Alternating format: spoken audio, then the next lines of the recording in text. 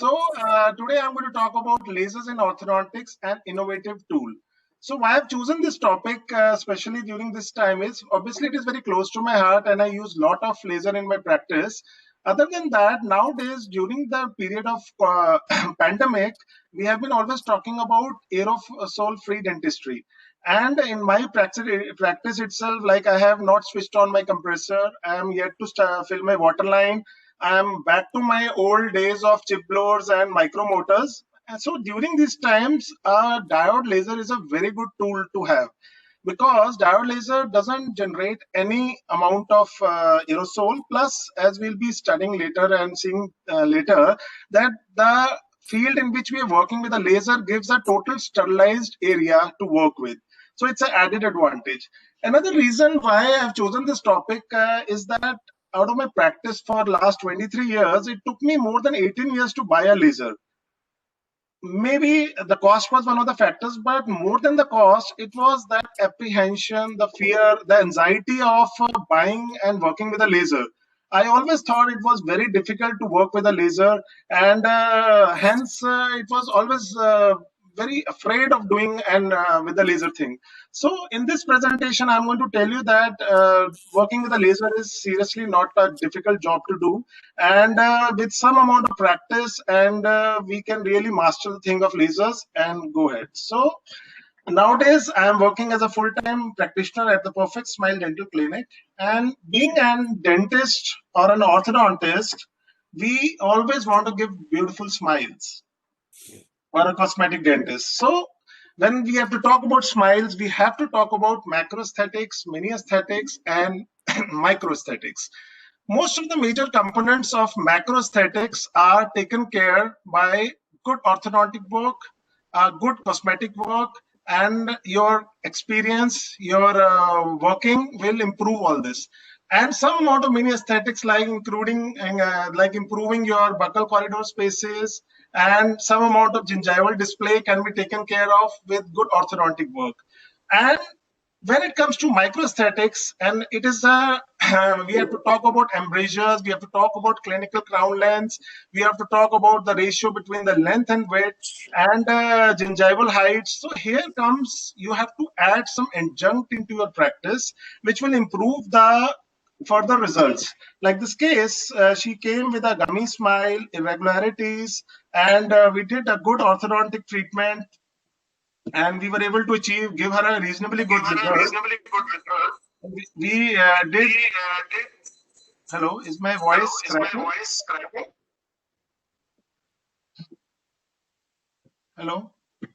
Sir, your voice is equal.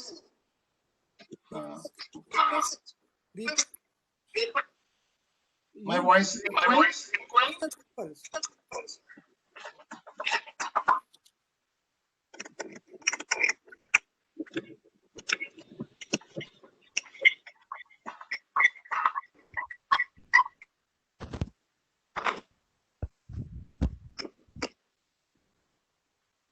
Hello, is it better now? Hello, is it better now? Hello. So, with orthodontics, we were able to give a reasonably good result, and but now the patient wanted further improvement. We added some adjuncts, that is the laser, and we did gingival depigmentation, we did crown lengthening, another procedures and enhanced the results further. So coming to the basic thing, the basics about lasers, as all of us know, lasers are drawn for light and communication by stimulated emission of radiation. And the laser technology has revolutionized various fields of medicine and is now all set to change the dentistry forever. So this laser delivers energy and heat in the form of light, and their use in dentistry range from cleaning to removing tooth decay. A dental laser can also cut or eliminate tissues such as gum tissues when focused upon it. So why do we need a laser when everything else can be done with a scalpel or a blade therapy? So according to Rossman and Cobb, who has very nicely elaborated the various uses or the advantages of lasers, So first is more precise than the scalper. Laser is always more precise than the scalper, but does it really sound fine? Scalper can always give more sharper cuts, but with a scalper there is a lot of bleeding involved. So with a fine laser, you can always do a more precise cutting. You can do better scalpering of things, and since there is less amount of bleeding or hardly any bleeding happening, so your working area is very visible and you are able to do a precise cut of the gingival tissue wherever it is required. Also, as I said before, laser sterilizes as it cuts. Hence, it reduces the risk of blood-borne transmission of diseases. Very important during the COVID times. There is minimal post-operative pain and swelling. Very important thing, because generally I've seen when my some surgeries were done before of like frenum and gingiva, there used to be a lot of swelling, pain, discomfort.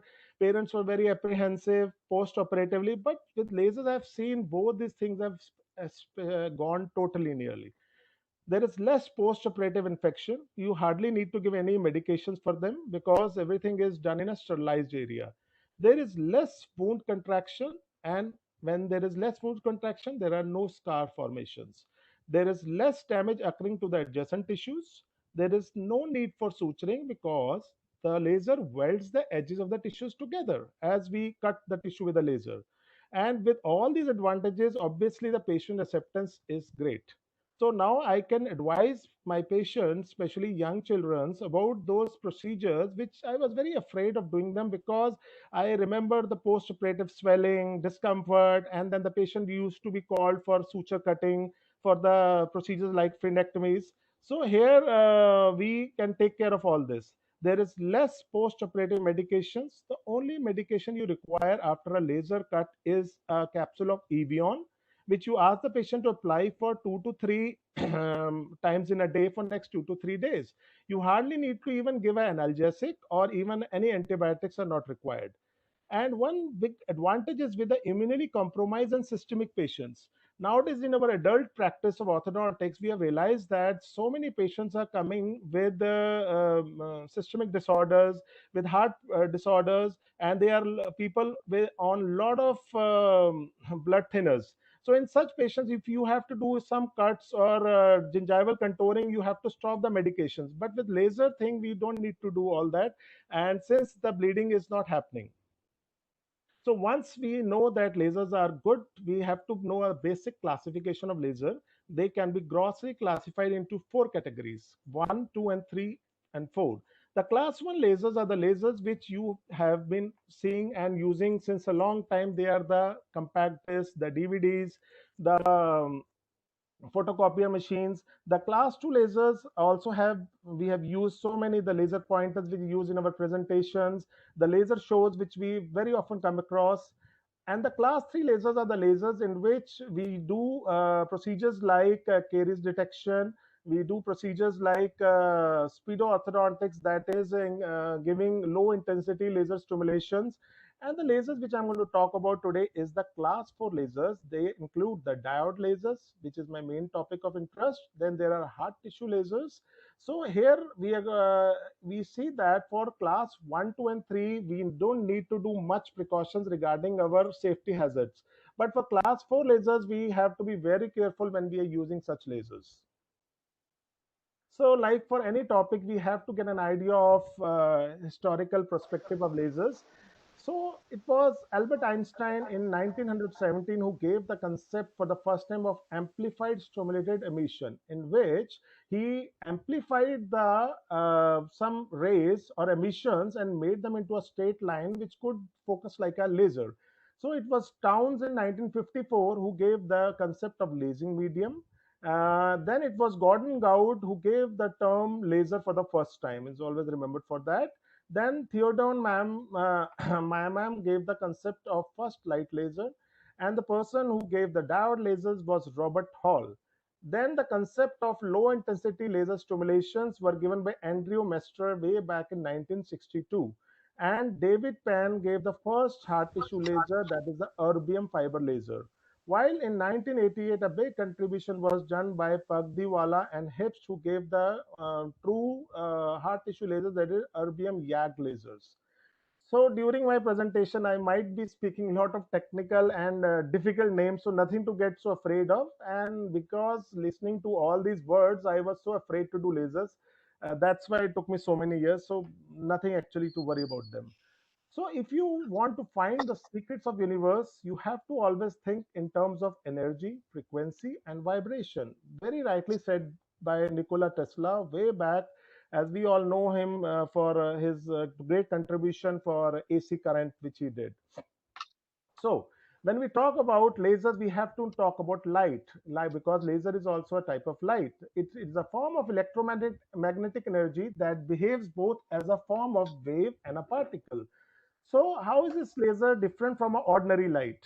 Because laser is monochromatic. Laser is going in one unidirection, and laser is showing the property of coherence. As we see here, laser shows a property of monochromatic ray. That means one light having a single wavelength and a large amount of intensity. Comparing this to a visible light, as we know, VIBGOR, they have different waves going in different directions and of different intensities. So when we talk about laser, it is monochromatic. That means one specific wavelength. As I'll be showing you that lasers come with specific wavelengths. So one specific wavelength, very high intensity. That's why it has got that property of cutting and doing. In comparison to the normal light, which is showing a large spectrum of wavelengths. By another property is it is non-divergent and collimated. So you remember our laser light pointers which we use, we see that it points specifically on a screen. But when we see a torch, it gives us it gives a divergent or a fully illuminated light. So by collimation, that means with a specific gadget, all the beams are parallel to each other and they are going in one direction. While in an ordinary lamp, the lights are going in all multi-direction way. And third property, which is very important for a laser, is its coherence. That is, light is both, this laser is both showing a temporal coherence. That is, it is showing a coherence in time as well as space. That means all the beams, they are parallel to each other, they are defined and are going in one direction. While a light source is showing non-coherence, that is, the waves are there but they are going in all different directions, not exactly following each other, and their intensities are also not well defined. So this property makes the laser to focus at a one specific position where we want to work with. So when we talk about electromagnetic waves, we have to know the two properties of waves, that is amplitude and a wavelength. Amplitude, as we all know, is defined as the vertical height of the wave oscillating from zero to the maximum peak, and wavelength is the horizontal distance between any two corresponding points on the wave. So now let's talk about the electromagnetic waves. So when we talk about electromagnetic spectrum, we see that the light waves produced by the laser are a specific form of radiation or electromagnetic energy. This electromagnetic spectrum shows a very wide range of wavelengths. So on this extreme corner are the wavelengths of gamma rays, which fall in a range of 10 to the power of minus 12 meters, that is picometers. And on the other spectrum of the wavelength are the radio waves, which are even thousands of meters and to the extent kilometers of length. So there is a visible spectrum, then there is an invisible ionizing radiations on this side, and there is an invisible thermal radiations. I'll be talking them in detail. So what is a dental laser? So as I was explaining this spectrum of electromagnetic spectrum, so there is a visible light VIBGOR which between 400 to 700 nanometers. Just before this is the ultraviolet and the X-rays. They fall under the category invisible ionizing radiations. By ionizing means they are damaging to our tissues. That's why we have to be very careful. Just next to the red spectrum is the near infrared, mid infrared, and far infrared, which come under a category invisible thermal radiations. So what are lasers? Lasers are within the visible, that is visible or invisible infrared non-ionizing portion of the electromagnetic spectrum, and they also have a thermal radiation. So here in this diagram, it is showing different types of lasers. As I said, they look very complicated, but when you start working, there is nothing in.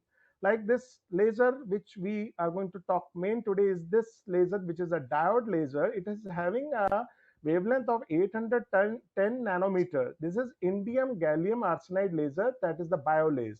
Then there are certain lasers which are ND YAG lasers, neodymium YAG lasers, and then there are lasers which are erbium YAG lasers. These are the erbium YAG lasers are the hard tissue lasers. So this, now once we know that we have to divide the lasers by wavelength, so we can divide them into a hard tissue laser or a soft tissue laser. The hard tissue lasers are having longer wavelengths. I'll be just showing you. They cut the tissue by a property which is known as ablation, and they are used for both tooth and bone applications. While the soft tissue lasers are having low energy wavelengths, they cut tissue by three properties, that is coagulation, vaporization, and carbonization. I'll be discussing that. So now how do you classify lasers? We have already classified them by their hard and soft nature, but we can classify them according to their wavelengths. So they are into hard lasers, soft lasers. The hard lasers are of further three types: hard tissue lasers. So these are the hard tissue lasers which you see on this side of the spectrum. They generally have got a larger wavelength. They are like erbium YAG laser, erbium chromium YSGG laser, and then there are soft tissue lasers which fall in this category. These are like helium neon laser, indium gallium arsenide laser, and then ND YAG laser. Then there are one lasers which have been recently used for curing composite. That is an argon laser. It shows the exact wavelength by which we can cure a composite. On the soft laser side, these are the lasers which are used for series detection and for speed orthodontics. So as I explained before, different category of lasers like diode in this wavelengths, ND-YAG lasers in 1065 nanometers. These are very effective lasers. They are used for both soft tissue, for analgesic, for tooth whitening, for endodontics, while the erbium YAG lasers and YSGG lasers are used for hard tissue. I'm not going to talk about hard tissue here. We are focusing more on the soft tissue. We are so this is the lasers which I use in my practice, the BioLase. So now we once know the different types of lasers, we should know what is the effect of any laser on a tissue. Suppose a laser light is falling on a tissue, how does it act? When an incident light falls, there are four properties which can happen to a laser. Either it can get reflected, either it can get transmitted, it can get scattered, or it can get absorbed. So explaining them, the one which is getting reflected is the beam which redirects itself from the tissue surface. It doesn't have any effect on the target tissue. Actually, this is of no use. It's having a lot of harm effect. This reflected light could maintain its collimation as a narrow beam and become more diffuse. So as we see that any laser light which is falling and you are using a very well polished mirror or some very shining instrument next to the laser beam, it can get reflected from that beam, and maybe it might be having a same intensity or it might reduce, but this light is very bad for the people who are standing around. That is why you always need proper eye wear, and only three minimum number of people should be present when we are doing a laser procedure, because this reflected light can damage the eye of a person who is not wearing a proper eye gear. Next is the transmitted beam. The laser energy directly passes through the tissue with no effect on the target tissue. This effect is also highly dependent on the wavelength of the laser light. Third is scattering. The laser light get weakened, and this is again going all waste. It is having no biological effect. The scattering of laser beam could cause heat transfer to the tissue adjacent to the surgical sites, and unwanted damages can happen. So if you're putting a laser at a soft tissue, you see some amount of blanching happening just next to the cut which you are doing. It is happening because of this scattering effect. It is also not serving any purpose. Last thing which is most desirable is the absorption. Absorption of laser energy by the intended target tissue is the usual desirable effect, and the amount of energy that is absorbed by the tissue depends upon tissue characteristics. And what are those tissue characteristics? the pigmentation of the tissue, the water content of the tissue, the wavelength of the laser, and what emission mode we are working. So, as I said, whenever a laser is falling on a soft tissue, it may produce a volume of cut. This is the cut area which is forming. Then there is an area of coagulation which is happening just next to the cut, and then there is an area of edema which is happening. So this depends upon 4 points. One is the wavelength with which the laser of the wavelength of the laser. Second is at what intensity and density we are putting that laser. Then it also depends upon the tissue characteristic, whether we are cutting a hard tissue, we are cutting a tooth, bone, or a gingival tissue. And also it depends upon the exposure time, how many milliseconds or seconds you are applying this laser on the tissue. So this reaction is seen as a photothermal reaction. That is, when a laser is soft tissue laser is placed on a tissue, if there is a temperature change from 37 to 60 degrees, generally visually there are no visual changes seen on the tissue, and biologically there is some warming hyperthermia seen.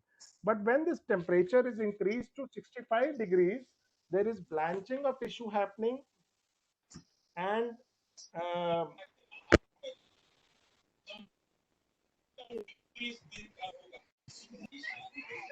90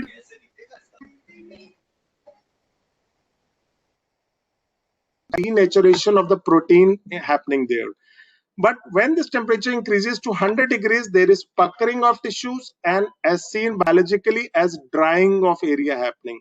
So our aim should be to work in this area between 37 to 90 degrees. But if this temperature is increased to 100 degrees, there is smoke formation, which should be avoided.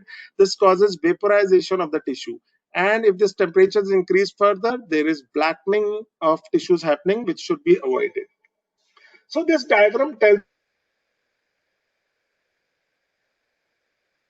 in soft tissue. As I was saying that there were soft lasers like diode lasers, as we see here, and ND-YAG lasers. They have got a very good penetration into the soft tissue. The penetration is down to the dermal vessels, subcutaneous tissues also. But if you want to,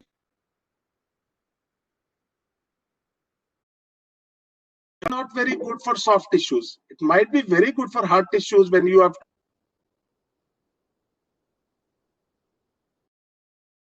This laser is not serving much purpose. So you have to choose a proper laser which shows a good amount of depth penetration, and that will help us in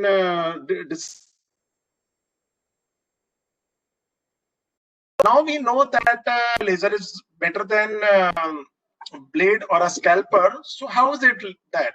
See, when we're doing a cut with a scalper, there is a cell damage of around 100 to 300 layers are damaged. Nowadays, we also have electrosurgery in our practice that is very damaging to the tissues. It causes a damage of around 1000 to 1500 layer of cell damage. But with a laser, there is hardly any damage. If you're using a diode laser, it is just 15 to 25 cells which are getting damaged. While for the RBM, it is hardly any, that is 5 to 10. So a diode laser is a better, or a RBM laser is a better tool when you have to do a cutting or an incision of a tissue. So this is a table which gives a brief description of if we compare laser, scalper, and electrosurgery. All of us know that electrosurgery is best when we have to stop hemostasis, when we have to stop bleeding. That for hemostasis, electrosurgery is considered best. For coagulation also, electrosurgery is best. For rest of the things, whether it is a scar tissue, whether it is healing, whether it is incisions, this laser is a better tool than electrosurgery, and as compared to scalper, again, it is much better. The healing is the fastest in case of laser. It takes just few days. You'll be surprised the big amount of cuts I'll be showing in my clinical cases. They just heal in next 2 to 3 days. Patient doesn't have any complaints. So one or two more boring graphs or something, then I'll switch over to my clinical cases. This is a very important diagram which tells us about four properties and about lasers. There are four type of things which are present in our soft tissue, that is hemoglobin, melanin, hydroxyapatite, and water. Hemoglobin is seen in all the blood and blood vessels. Whenever we cut, there is hemoglobin and blood which is released. Melanin is seen as a basic pigment of our tissues. Hydroxyapatite is seen in tooth as well as bone, and water is seen again in tissues as well as tooth and bone. So this diagram tells us about diode laser. This is the diode laser, as I see here, show you here. Diode laser is this. This diagram tells the absorption coefficient of a laser. So if we see here, diode lasers have got very good absorption coefficient for hemoglobin and melanin. This yellow line which we see here and this brown line is hemoglobin and melanin. So when you have to do depigmentation, when you have to do hemostasis, when you have to do blood control, in such cases diode lasers and ND-YAG lasers are very good.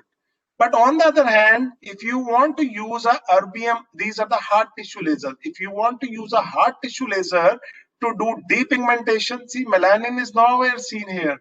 The hemoglobin hemostasis is not seen here. So these lasers are not very good tools for doing depigmentations, for incisions. For these purposes, these diode and ND-YAG lasers are very good. So these are poorly absorbed by tooth tissues. These are tooth tissues. These diode lasers. The soft tissue surgeries can be performed near tooth. They cause rapid increase in temperature. Hence, whenever you're using a diode laser, the surgical sites should always be cooled by cool air or by water coolants. So always put a bottle of saline in your refrigerator. When you're using a diode laser, you should always blow cool air or put some cold water, because this laser doesn't interfere with cold water when you are doing an incision. So diode is an excellent soft tissue surgical laser, and it is very small in size and portable, and hence can be used easily. Now, on the other hand, the hard tissue lasers like erbium soft tissue lasers, they, as I said, are not good for hemoglobin and melanin, but they are excellent. They are showing a very absorption coefficient for water and hydroxyapatite. That means you can cut a tooth, you can do a cavity preparation, you can sculpt a bone, you can do deep periodontal surgeries, all with hard tissue lasers. They work in non-contact mode and a contact mode. So we are not going into the detail of hard tissue lasers here. So now, with all this discussion, just to enumerate against the benefit of lasers, as we said, they are less damaging to the surrounding tissues. They reduce the risk of infection. They are minimally invasive procedure. They are accurate. They are precise. They always give precise results. There is no stress of drills, no needles. Most of the surgeries or the soft tissue procedures are done without even doing needle penetration. They are just by spraying an anesthetic, we can do frenectomies and crown lengthenings. There is no pain, no discomfort, and patient immediately returns to the daily routine very fast, to that extent that people get a procedure and they join back to their office immediately after the procedure, because nothing is required. So once we have talked so much about laser, we have also talked about the safety features. When you're using a laser, you have to always be very careful. You have to have a proper eye protection, because class 4 lasers, that is both hard and soft tissue, they can be very bad for your eyes. So when you're using a laser, you have to take care of certain points, like never look into a laser or at a laser light reflection. So as a golden rule of your laser surgery, only 3 people should be there in the operatory: the patient, the doctor who is working, and the assistant. All 3 of them are wearing a proper eye wear, because anytime there is a chance that this laser might get reflected here and there. So since all 3 of them are wearing proper eye wear, so it's very safe here. Never make unplanned movements. Again, while doing a laser procedure, you can't carry a phone on your ear and start listening to a call, or start speaking to the attendant, or nobody should be there, because by that your laser handpiece can get moved here and there and the laser light can move. So never cross a laser beam as a golden rule. Never leave a laser running unattended. very important. Whenever you have to stop in between, always switch off the laser, then talk or do the work which you want to do. You want to read something in between which is required. You want to see a record of a patient, what all to be done. Always switch off the laser, then only do all those things. Always obey access restrictions and warning signs. Now, with the laser, you get some warning signs which you should paste outside your operatory so that when the laser work is being done, nobody should enter that area. Always use proper IVR. I'll be explaining that. Always comply with the safety precautions and always educate others about the lasers. So basic control measures can be divided into engineering controls, PP, and administrative controls. For the engineering controls, very important, guarded foot switches are there. There is a foot switch which comes with a laser, which has got a guarded foot switch. You can switch off, you can close the laser immediately with your foot control also. There are remote interlock checks. There should be an emergency stop button in case you want to immediately stop the procedure. For the personal protection, very important term nowadays, PPs, everywhere in the world we are talking about it. But for laser, we just need a good eye protection. And you need some amount of training. Here also I want to focus that laser is slightly different from other specialties. You really don't need very long, extensive training programs.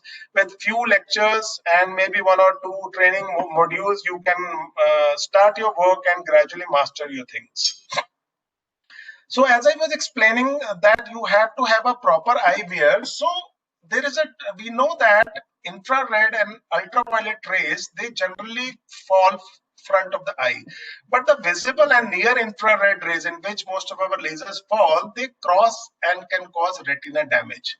So you have to be very careful with these waves. So you have to have a good IVR. And when and how to choose this IVR? The best is the laser people who are providing you the laser, they provide the best IVR. And they are quite expensive. Like as I was told, that every set of eyeglasses for more than 50,000 rupees. So it is quite expensive. You have to be careful in selecting that. But when good parameter to check which is a good IVR is checking the optical density of the glass. Now, what is optical density? The optical density is, if the optical density is 1, then that glass will absorb 99% of the laser and waves and allow only 1% of to pass behind the eye, behind to the eyes. Similarly, optical density 3 will absorb 99.99% of the laser and allow 0.01% to pass. But something between 5 and 6 is the best suited optical density IVR, in which 99.9999% is absorbed and hardly 0.0001% passes beyond. Hence, like the one which I have an optical density of 6 with me. So you have to be careful. This is a simple diode laser handpiece. You have to have a protective IVR when we are using this. So now coming to the less boring part, actually, that is the clinical perspective. We know that lasers can be used in all specialties. For conservative endodontics, they use for cavity preparations, for etching enamels, for root canal disinfections. The surgeons use for biopsies, hemostasis, abscess drainages. The periodontists, which use the laser maximum, they use for pathologic reduction in pockets, for membrane decontaminations. While the implantologists, they use for exposures in second stage surgeries for peri-implantitis.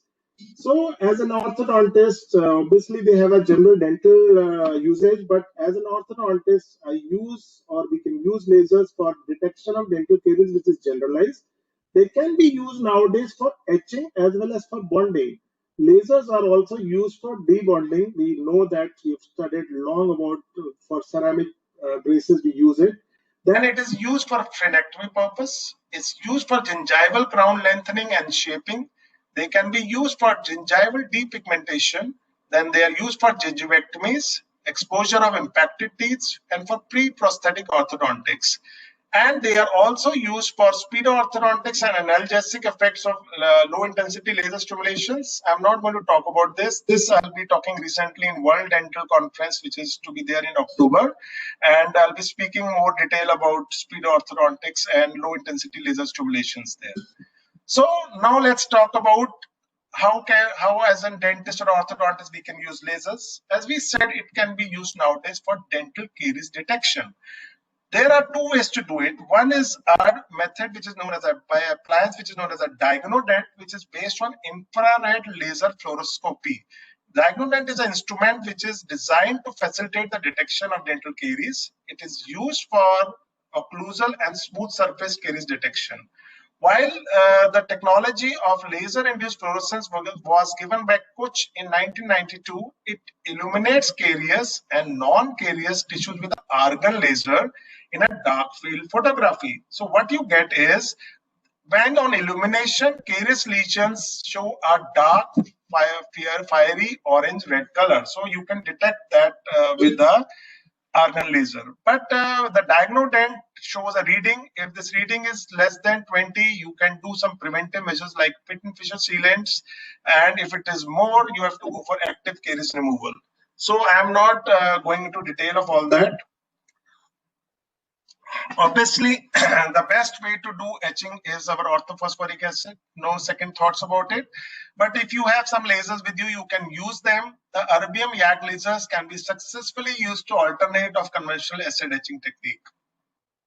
The laser absorbed by the enamel causes the enamel surface to be heated to such a high temperature that it generates micro cracks in the surface. And this aids in enhancing addition of composite to the tooth structure. So it is seen that the surface which is created by this laser is quite similar to the surface which was created by orthophosphoric acid. And both of them also shows that frosting appearance. So once we have done with the etchant, we can polymerize our composite resins with the argon laser, which shows a specific wavelength. And it is seen that as compared to our normal light cure for curing composite, the argon lasers, they do it very fast and least amount of polymerization shrinkage. And it can also be used for caries prevention, because certain lasers, they change the dental structure to some extent. They modify the calcium to phosphate ratio, thus reduce the carbonate to phosphorus ratio. This leads to the formation of more stable and less acid soluble compounds. And as an orthodontist, we have talked long time back also before about how to remove ceramic braces. We have used various methods. One of them is using a laser. We know that laser tip is placed just near the margin of the ceramic and tooth, and because of thermal heat, it causes a difference in coefficient of thermal expansion between the ceramic base and the composite. And because of heat, sometimes this composite also softens, and immediately you can remove the brace. So it's an easier way to do it, but then a very expensive way if you don't have a laser with you. Then you can always go for other methods to do it. It is less traumatic and painful for the patient and less risky for enamel damage. Now, another way use which I do in my practice is laser whitening.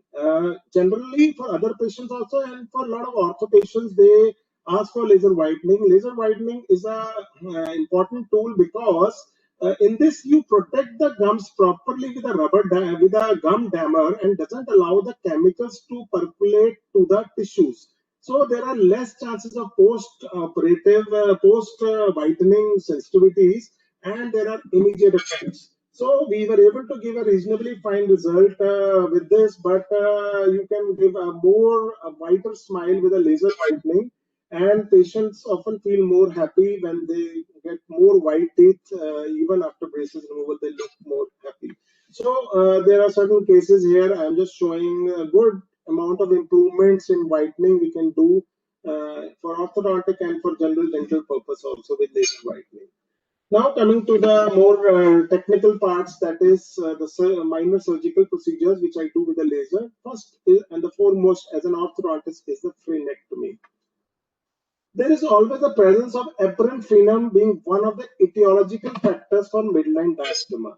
We know that whenever we see a midline diastema, we always think of a large frenal attachment, and there is always a high frenal attachment. And there is a very simple test to do that all of us know, a blanch test, in which we pull the lip and see the blanching happening on the palatal side at the interdental papilla. So if there is branching happening, that means that frenum is responsible for midline diastema. If that is not happening, then there is some other cause. You have to go and think of other causes which are causing midline diastema. So if there is a large frenal attachment which is causing a midline diastema, obviously you have to close it. Then that golden question which was always asked, there might be some very young students or people attending the thing. Always the question is asked, when do you do a frenectomy? Do you close the space first or do you do the frenectomy and then close the space? One simple answer for this is always close the space first and then do the frenectomy, whether surgically or whether by laser. Why is it so? Because if you are going to do a frenectomy before the space closure, the scar which is going to form in that area will never allow that space to close properly. You will see that the scar is like a rubber. So whenever you want to close that space, you might be able to hold the space with the braces, but as you want to open up the braces, that tissue midline space is going to open up. So you should always close the space and do a tight figure of 8 motion, and then you should do the frenectomy so that the tissue which now forms, the new tissue or the new scar which forms is a self-retentive scar. So frenectomy is a complete removal of frenum, including its attachment from the underlying bone. Very important, you have to remove it from the underlying bone. You can't do a superficial cut. The use of electrosurgery and laser is the advised method over a surgery. And we know that frenectomies done with lasers have an advantage over conventional methods. There is shorter duration of surgery, hardly 5 to 7 minutes, not more, maybe maximum 10 minutes. Simplicity of procedure, no big things involved. There is absence of post-operative infections, absolutely no post-operative infection. There is lesser pain and swelling, hardly any, and there is presence of small or no scar formation. So you have to do no cut, no sew therapy. So as I said before, a cause for midline diastema and you can treat it. But if there is a high frenal attachment, no midline diastema, still you need frenectomies. So in my practice, since last 24 years, I have done quite a bit of frenectomies. First, it was being done by a blade surgery. Since last 7 years, we are doing through a laser. One more thing which I want to focus out here, when there is a large frenal attachment, especially in see that as the lip moves, the gingival attachment at the two central incisors is always being pulled up in the due course of time. So in adult patients, you will observe that people with generally high frenal attachment, they have some amount of gum recession in this area. There is root is exposed or something, because always this attached gingiva is being pulled up by the movement of the lip. So when in such cases you are able to do a frenectomy at the right age, you can prevent all this. Another reason which we have seen, if there is a short upper lip, obviously there are different causes. You have to correct the malocclusion that corrects the short upper lip problem. Then you can do other procedures. But when you do a frenectomy, it is observed that lip slightly comes down because lip and alveolus are now attached by a thick fibrous area. So when we do a procedure of frenectomy, the lip slightly comes down. As you see in this case, we did a frenectomy, and after a month time, there was some improvement. We cannot fully rectify it. Another case in which we did the frenectomy, and immediately you see the lip has slightly come down. As you see in this post, this is at the time of surgery only. So it can also benefit along with it. Another case in which there was a short upper lip, obviously we have done orthodontic treatment, we did whatever best was for her, but we did a frenectomy and you see there is improvement in her lip posture and lip thing also. So just I'll be sharing a lot of cases. In another case, midline diastema, fleshy frenum, we close up the space. Golden rule is a tight figure of 8 motion, a tight figure of 8 ligature before you go for the procedure. As we done the procedure, and frenum has nicely healed properly. Another case with a lot of spaces all over, a thick fibrous frenum. We have closed the space, continuing with the mechanics. I'm not focusing here on orthodontic mechanics. This is all about adjunct treatments. So one more thing I want to focus here is when we are doing a frenectomy procedure, we should always put a vertical deep incision with the laser in this area also. As we know, this is the area where gingival fibers are, which are the most stubborn of all actually, they are there. So when you give a deep incision in this area, the tissue which heals also is a self-retentive thing.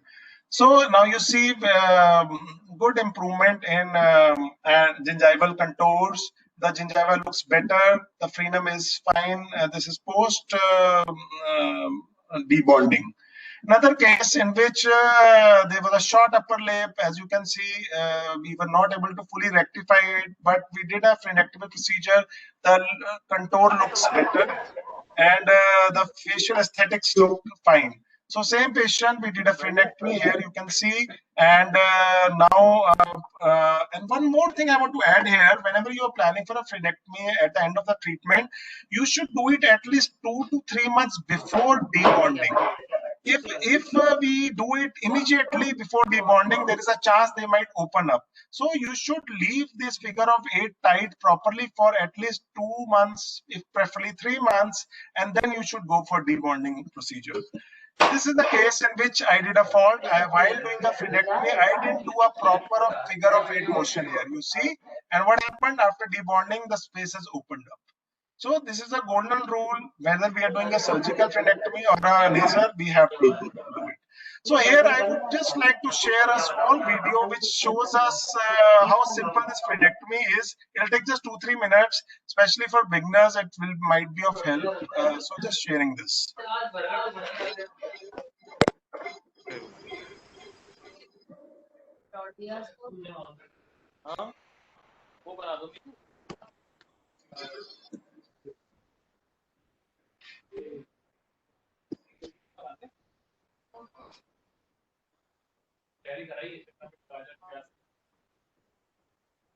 तुम्हें देखना है?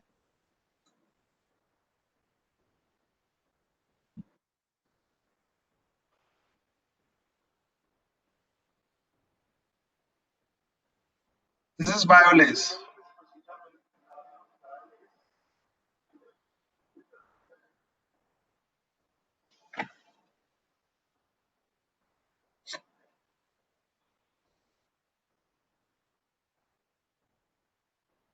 You always have to activate a diode tape before doing a cutting, which is done on a cork or on a carbon paper.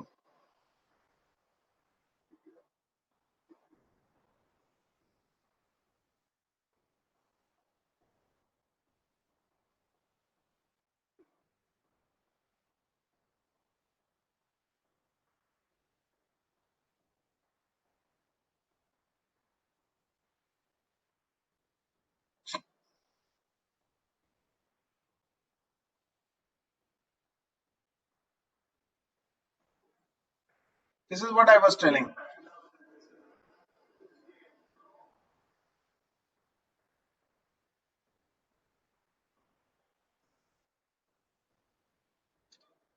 You can see melanin pigment here.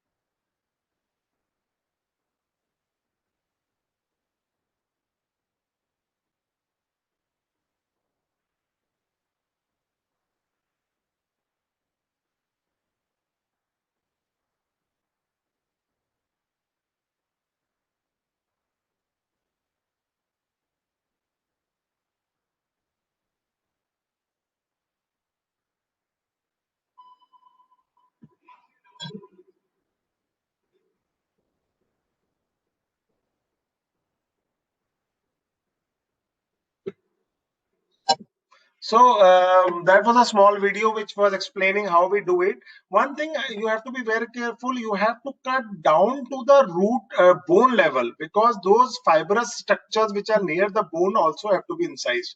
And as it was shown that on the inside palatal side there is a swollen tissue which happens because of midline diastema closure.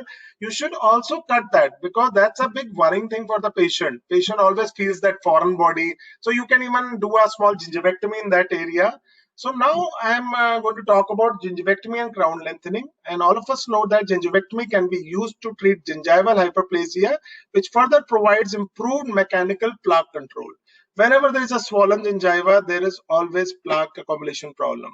So they are also sometimes required while bonding of braces when there is a short clinical crowns. You come across patients, the most of the crown is covered by a gingiva, which is a healthy gingiva. So at times you have to do a crown lengthening procedure in them also. Laser aided gingivectomies do not require the use of surgical dressings. Very important point which you get with laser. You have come across that when we are doing certain surgeries in our mouth, we required surgical dressings. Copax, if you remember, they were very uncomfortable for the patient, and then oral hygiene maintenance was very difficult. But when you do a laser gingivectomy, you don't need these Copax. And the margins which you get with the gingiva are functionally and aesthetically very pleasing. They are tightly attached to the tooth. So, as I had explained before, when we talk about microaesthetics, here you need certain crown lengthening procedures when you observe that you have given a beautiful orthodontic result, but then there is a short clinical crown height, the width is more, and you find that there is a provision to increase the clinical height of a crown, then you need a mild gingivectomy or a crown lengthening procedure, and that can help you. And the embrasures can be increased in size. And as the need is, the connectors, the embrasures, the shapes, the color of a tooth can all be improved with the laser. So just sharing now a few cases in which we did these procedures. This was a case in which patient was on some medication before, irregularities. The gum health to begin with also not very good.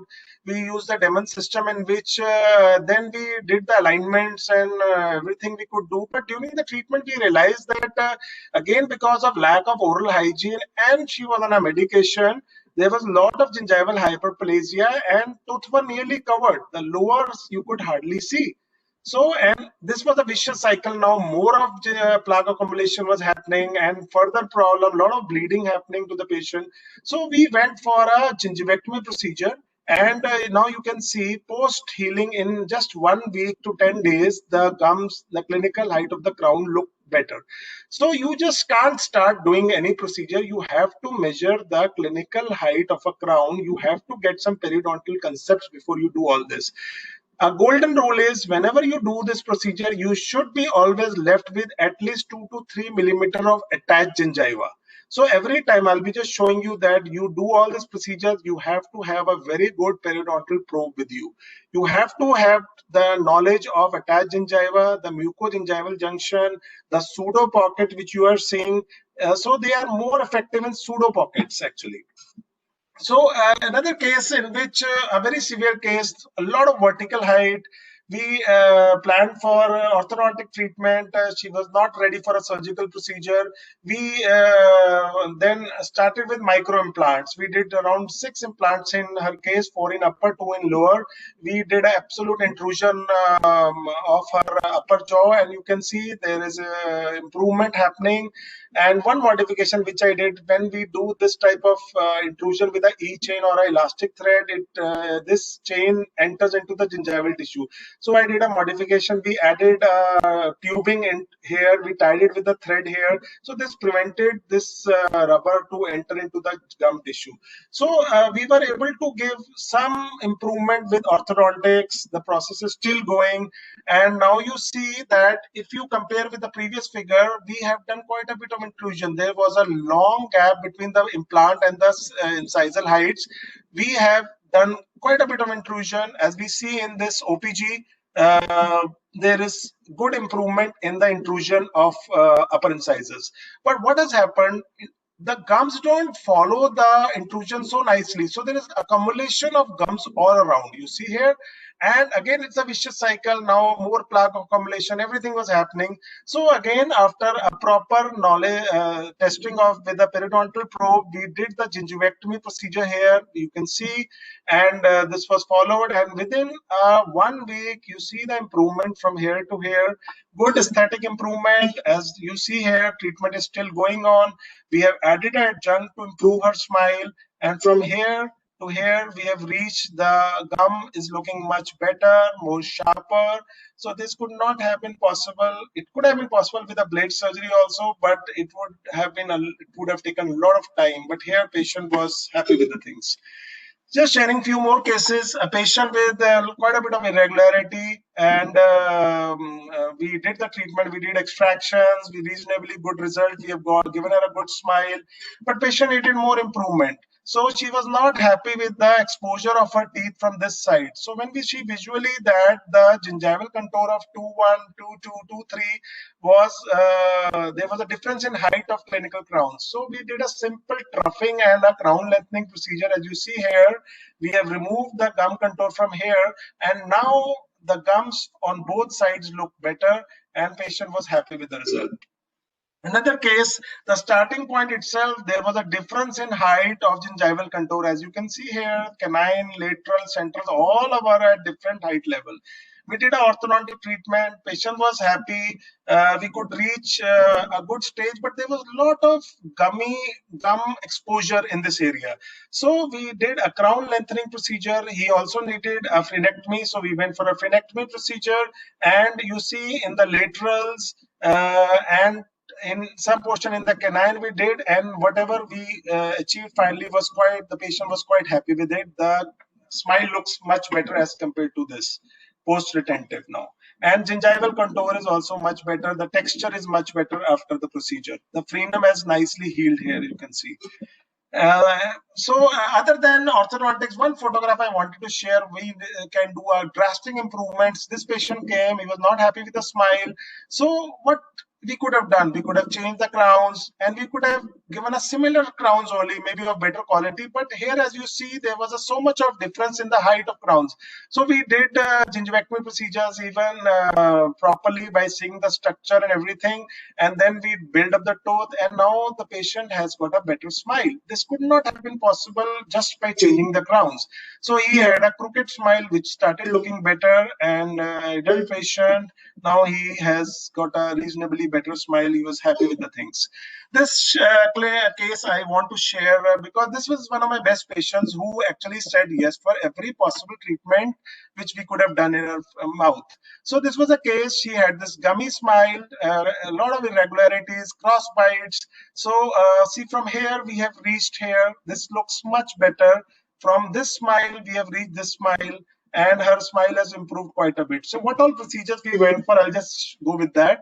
So these are the pre-treatment records. Patient again had a long vertical excess. We did first premolar extractions, went to the Demon system, and all spaces were closed. Good amount of alignment was there, and finally we reached this stage. Bite was open, teeth were reasonably aligned, and she was given a reasonably good result. But again, she wanted some improvement. She wanted because her gum smile on this area was not very good. The premolars, the gum was quite down as compared to the canines and molars. So she went for a simple procedure of crown lengthening. As you see here, with the laser, we are doing a crown lengthening. At times, you can use a very sharp curate. I have some UFD curates which I use to cut and excise the area once I've done with the laser. And now you see the gingival height looks better. In all these cases, the gingival height is same, but she wanted more improvement. Now, in this case, she had very dark gums. She wanted a depigmentation procedure. So we went for a small depigmentation procedure. She had a thick fibrous frenum. We went for a frenectomy procedure also. And now you see her gums look better. And she later went for a lower frenectomy procedure also. And now you see here, from here, with orthodontics, we could reach here. But with some adjuncts, we have reached to a further level and given her a smile. So again, this is few seconds video which will tell us how we are using this diode laser for depigmentation. A small video, few seconds.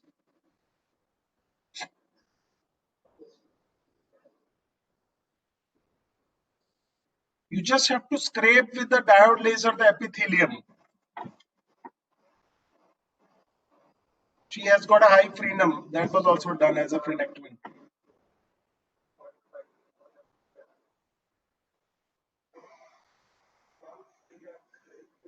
This is not blackening. This is the melanin pigment which we see.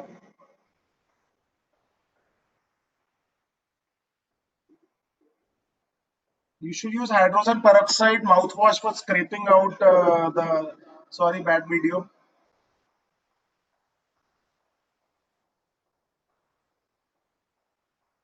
With a curette, you can scrape out some tissues, and with further laser, you can go further down and then remove further. So that improves the. So just sharing few more cases. This is again an interesting case. In this, the initially itself, the height of the crowns were very different, as you can see here. So with all spaces, a high frenal attachment, we went for our orthodontic treatment, and after closure of space, the gingival tissues have collected all over. You see here, the height of clinical crowns was very different. So we, after measuring with a periodontal probe, we went for a frenectomy, gingival contouring and everything.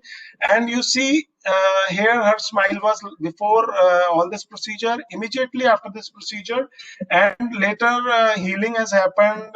Still the patient has to go for debonding, but a good amount of aesthetic improvement, and more than that, more healthy gum tissue has been given to her. Another case which also we come across very often in our practice, this was a retreatment case in which they were missing lateral incisors. So somebody had tried to close other space which he could not, and it was not possible. See the prominence of nose. So we were advised her that we will have to open up the space and she can get some implants or some other procedure and go further. So we started with a treatment again with a Demon system. We started regenerating up the space. We had used some micro implants to move the teeth back because her nose was really very sharp and prominent. We had no provision of moving these incisors back. And as we did it and we could generate the space, we realized that patient was advised implant, but she refused to get implants. She was fed up with such a long orthodontic this and mine treatment also, and previous treatment and mine treatment also. So she said she will go for a simple bridge treatment. And luckily, we know that this is the only area in mouth where we can give a cantilever bridges. Canines, maxillary canines are the only areas. We really motivated her to get implant, but she blankly refused. Now we realize that if we had to give crowns in this canine, the contour was very different. It was looking something like a lateral incisor. So now we did a crown lengthening procedure. Now this canine has started looking like a canine, and these are temporary crowns which we gave. And finally, we gave a metal-free crown. Not very happy with the aesthetics, but patient was quite happy. Finally, her treatment ended. And so I would say optimism is the faith that leads to the achievement. So nothing can be done without hope and confidence. So we have to keep trying, adding our procedures. Now, a few more. I know you must have got tired, but few more slides to go and some more clinical cases. Another area where we need use laser in our practice is exposure of impacted teeth. Here, I would like to, before I explain that, I would like to say a golden rule for exposure of impacted teeth is always a fully raised flap. That is the best way to do it. Always raise up the flap, bond the tooth on the, bond the appliance, a lingual button or a bracket on a impacted tooth. Then bring the canine or bring the impacted teeth below the flap. But at times when you see that it is absolutely visible, there is no need to cut a bone. In those areas, you can make a small window and then bring the teeth down. This also at times bring the attached gingiva along with it. So these are the surgical exposures of impacted teeth should be done in non-keratinized or unattached gingiva. There is loss of attached gingiva when these tissues are brought into the arch through an orthodontic force. So just showing some cases in this patient, there was a impacted central incisor, a child who was very, very apprehensive. He blankly refused for any surgery, especially her parents. We generated up the space. Once the space was generated, we could absolutely feel the central incisor here. We made a small window and then started pulling this down with wires, different mechanics, which I'm not discussing here, and we could get that teeth. Another case in which we didn't go for braces, but a young child, 7 years old, not 7, around 9 years, 7.5, 8 years old. This tooth has by chance come around 8 months back. And we did X-ray, we did a follow-up, told the patient, wait, it will come by itself. But after 8 months, parents were very apprehensive, the teeth was not coming out. So we made a small window, a young child who very easily went for the procedure, and tooth by itself started growing down. There might have been a very thick fibrous area which was not allowing this tooth to grow actually. So in impacted tooth in the palatal side, the best way is always to an open window. We concluded this in one of our symposiums last week for IUS symposiums also. And as we are, like in this case, we have started pulling this teeth towards the palatal side. But as I said, soft tissue never follows the tooth or the bone as easily. So there is a lot of accumulation of soft tissue as we are pulling this tooth up with various mechanics as we are doing. So with so much of soft tissue around, we did a laser thing and removed the tissue and ultimately brought the tissue back. As you see, the tissue has very nicely healed in the palatal side. So at times you have to use it. Again, another area where we often need laser exposure is patient has already gone for vertical. Patient has already gone for a full flap surgery. As the tooth was about to erupt, there is a loss, breakage of attachment. Patient was not ready for second surgery, so we did a small exposure here, did the further attachment, and continued with the mechanics to bring the teeth down. So another area where we need is a pre-prosthodontic purposes, where at times where we have to build up a tooth, but it is not possible to do the tooth because of bleeding happening and all that. So like this case of trauma, patient was already advised orthodontic treatment, but she had a fall and this tooth was broken.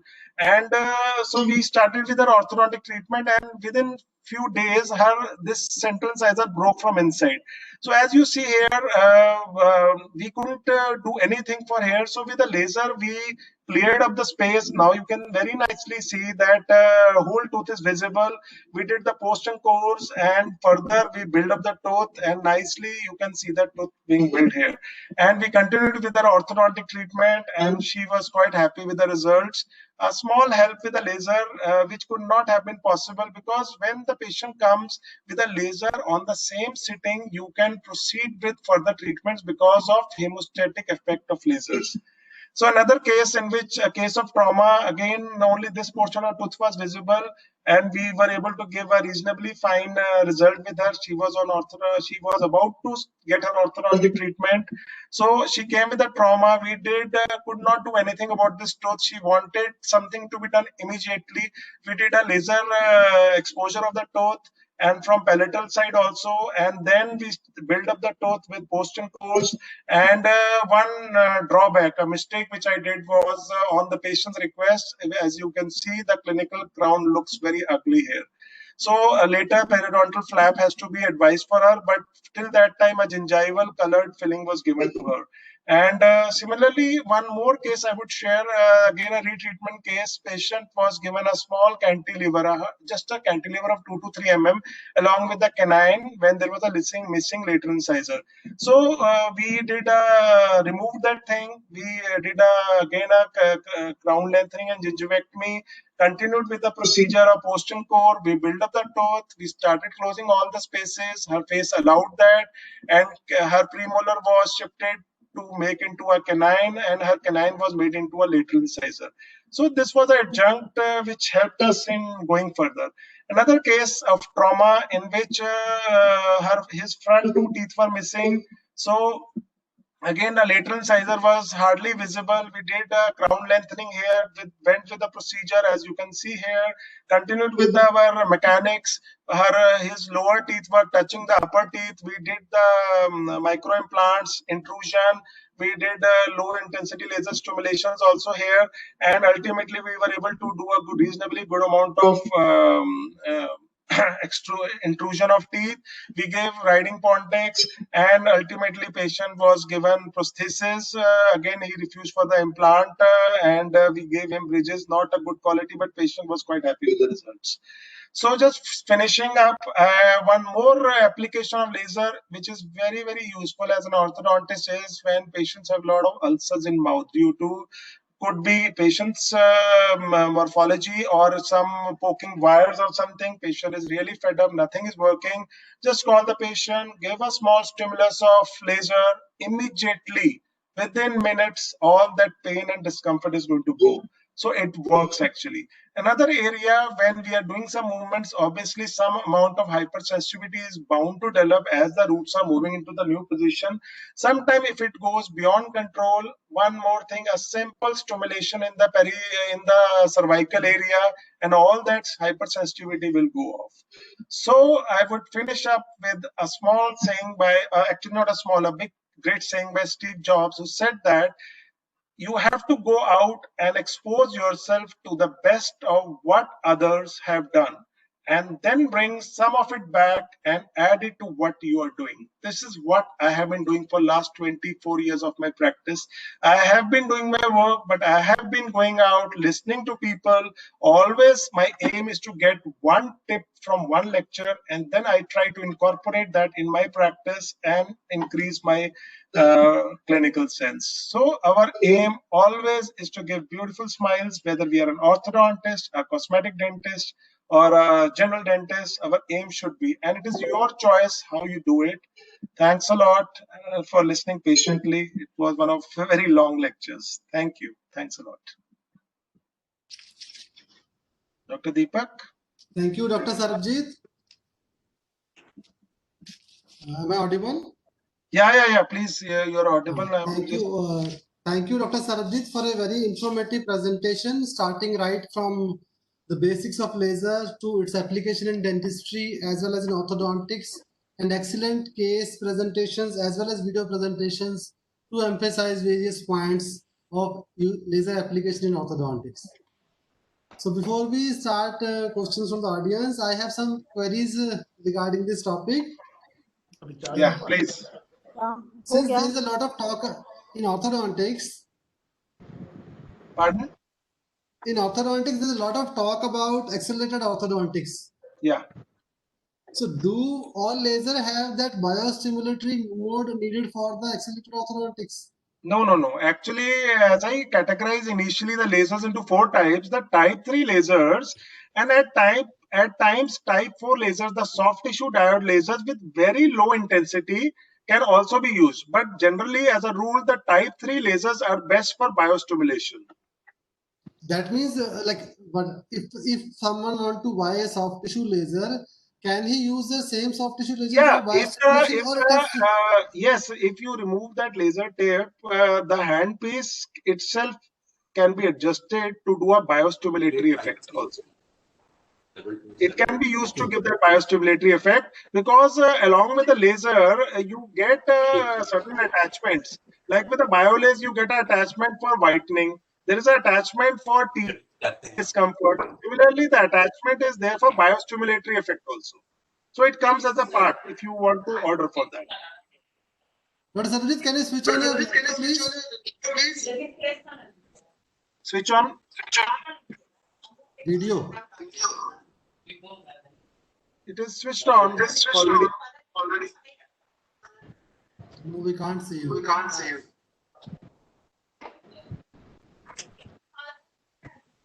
Okay. And a question in my mind is slide share. Hello. Hey, am I visible? Yes, you are visible now. Okay. So is there any age restriction for the use of laser, sir? No, not at all. Any age, starting from as early as 6-7 years, any age basically. There has to be no restrictions. You have to be, if you are working at a very young person, you have to be with very light forces and adjust the intensity as per the procedure. Age should never be any bar. Like age is never any bar for orthodontic treatment. You can do treatment at any age if the bone allows it. And sir, is there any difference between healing period of laser therapy compared to the conventional surgery? Yes, that is why I have been focusing again and again. Healing in laser is very fast. My voice is echoing.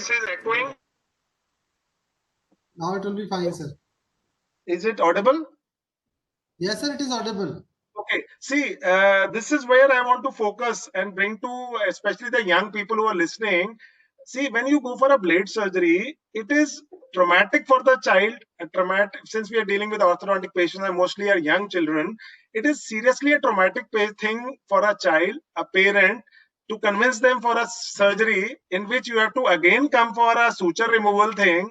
But in lasers, if you do a procedure, it is one sitting and very less time, no anesthesia required, and healing is so good that if you call the patient, you generally tell the patient, you call up tomorrow to tell me how you're feeling. Is there any pain, discomfort? Most of the people don't even call up because they are busy with their routine work. So at times when I'm doing these procedures, patients are going to their offices immediately after the procedure because you are not even giving an injection. You are just doing a spraying of that area and doing a procedure. And healing is seriously excellent because biostimulatory effect is also there on the tissues. So that is enhancing the healing further. Yes, sir. So we have a question from Dr. Divya Singla.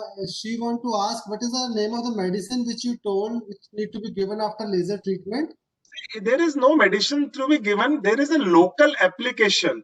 So as we know, Evion is very good. Evion vitamin E, you have been using since Yes, sir. childhood. That Yes. green capsules, they are very good for skin. All of us know that. So it is advised that if you just puncture that capsule, take out a vitamin E in your finger and tell the patient just clean it and point and poke that capsule and just apply it on the laser area for next 2 to 3 days. And even truthfully, वो कहते हैं देसी घी भी advised है. मतलब you have that desi ghee at home, it also works like a magic. See, after laser, after all, it is a cutting of a tissue, a burning of a tissue. So some soothing agent is required. You are advised to take some cold things, but vitamin E is an agent which leaves a layer on top and it gives a soothing effect. And this desi ghee also works. We have checked in many patients actually. And yes, sir, thank you so much. And we have another question from Dr. Rimpi Pala. Can we measure or how the depth of laser beam in a tissue can be measured? That at which depth it is going? Which depth we can't exactly know. We have, for a specific procedure, we have chosen a specific wavelength, a specific laser to cut a tissue. We cannot measure the depth visually. We have shown in a graph, we know that a soft tissue diode laser will cut till dermal area. We know this hard tissue laser will not cut to that point. So if you're going to use a diode laser for cutting off a tooth, you try for whole life, it is not even going to give a small imprint into that. So you have to choose a laser according to the working, what you have to do. And we know they come in specific wavelengths and they will cut to that specific point. And as you are cutting, you are able to see how much you are able to cut through the tissue. Right, sir. We have another question from Dr. Harmeet. Let me check. Is there any side effect on the soft tissue after the use of laser? Truthfully, I have not come across any. I am using laser, so I'll say all that. But I seriously don't see any side effects other than if you are blindly doing a procedure, you are overheating an area, you are doing a lot of charring, and for a simple crown lengthening, you are totally blackening that area, then obviously it will be problematic. But any procedure, anything which you do, if you do in a right manner, is always done properly. And sir, what are the different wattages used for various orthodontic procedures? Is the wattage same or it is different for different orthodontic procedures? Okay. Maybe like Yeah, see, whenever you choose a appliance like this BioLace, it comes with pre wattages. See, when you switch on frenectomy, it will show 0.8 watt. But it is your choice. You start with 0.8, you will realize that it is not cutting. The tissue is too thick. You increase it to 0.10. Simple, by clicking, you can increase it. One more thing, see, when we talk about lasers, there is a thing which is known as gated thing. That means whether you are giving exposure to a tissue in a continuous mode or in a wave mode, in a gated mode. So there are two ways to do it. Initially, when you go for a laser, you should do not in a continuous mode, because continuous mode is difficult to handle initially. See, continuous mode, what has happened, as wherever your laser tip is touching, is going to cut that area. But when it is in a gated mode, it will do it gradually. So initially, you should try to work with less intensity in a gated mode, and as your hand gets mastered, you can move it into a continuous mode. It is easier to do a sculpturing of tissue in a continuous mode rather than in a tuck, tuck, tuck, tuck. It should be continuous mode, actually. So intensity is in your hand, but in all appliances, they come with pre-fixed, so nothing to apply brain. But if you see that it is frenectomy with 1.2 wattage, it is not cutting. You have already spent 10 minutes. It is not cutting. It is not cutting. So sometimes the tissues could be very hard. So you increase the wattage to 1.6, 1.8, but do it gradually. Don't that you start with 3 wattage. It is going to burn up everything. Right, sir. And are there any chances of scar tissue formation after lasers? That is the biggest advantage of lasers. There are hardly any scar tissues. I have shown you big scars as in my presentation. Sometime, when we do frenectomies, we never show the patient that such a big opening has been done. If you're going to show that, the patient is going to faint. But you tell the patient that with your lip closed, you apply that vitamin E. Don't need to see again and again in the mirror. And in next 3 to 4 days, healing must have happened in 1 week. All the tissue goes. There is no scar. The lip that generally comes down, as I was showing in different pictures. So I have not seen any scarring of tissues. And a very, you can say, different question has been asked by Dr. Angad Sharma. What is the durability of a soft tissue laser machine? Like once it is bought, and what is? I have for last 7 years. And only thing which you need to rethink again is the laser tips, because maybe in one patient they are autoclavable. But laser tips, they burn as you use them. That is a procedure of a diode laser. So after few months, when you are off with your laser tips, you have to buy more laser tips. They're not very expensive. Like in BioLaser, they cost around 800 rupees or something like that. So, but generally advised, laser tips should be used in one patient only. Right. So with that, we come to the conclusion of this webinar.